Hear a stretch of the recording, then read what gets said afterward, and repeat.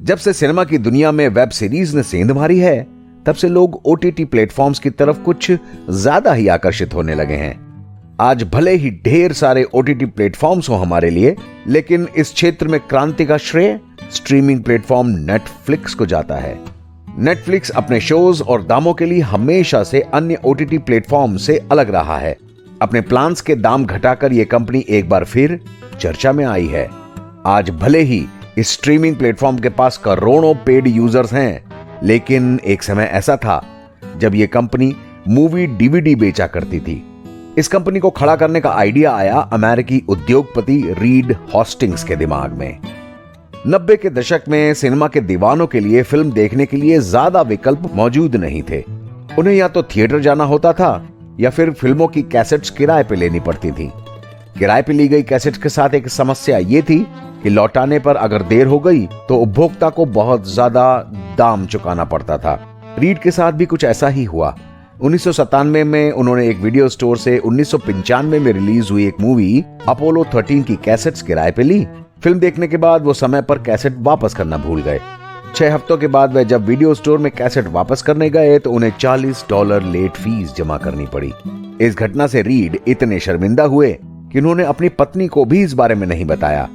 यह घटना रीड के दिलो दिमाग पर छप गई।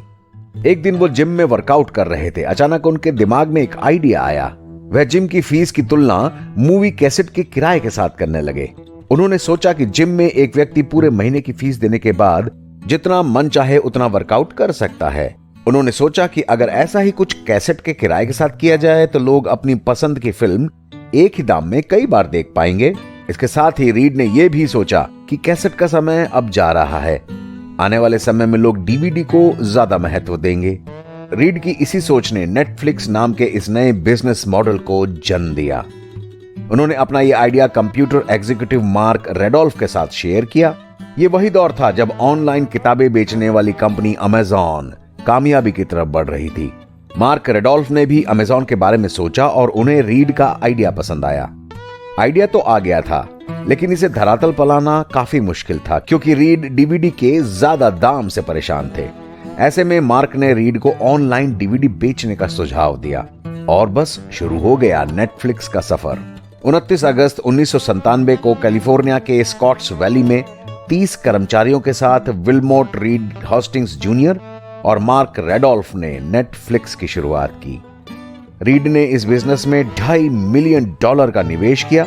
इसके साथ ही नेटफ्लिक्स बना दुनिया का पहला ऑनलाइन डीवीडी रेंटल स्टोर। इस अलग तरह की कंपनी ने पूरे अमेरिका में खुद को लेकर सुर्खियां बटोरनी शुरू कर दी। लोग ऑनलाइन डीवीडी बुक करते, जिसके लिए कंपनी ने नंबर जारी किए थे। लोग कंपनी को फोन करते और उनके मनपसंद फिल्म की डीवीडी उन तक पहुंच जाती। इस तरह मांग के मुताबिक सर्विस देने के कारण नेटफ्लिक्स बहुत तेजी से प्रसिद्ध होने लगा। किसी ने क्या खूब कहा है, खुशी बांटने से बढ़ती है और गम बांटने से कम हो जाता है। इस वीडियो को देखकर अगर आप खुश हुए हैं तो बढ़ाइए इसे आगे।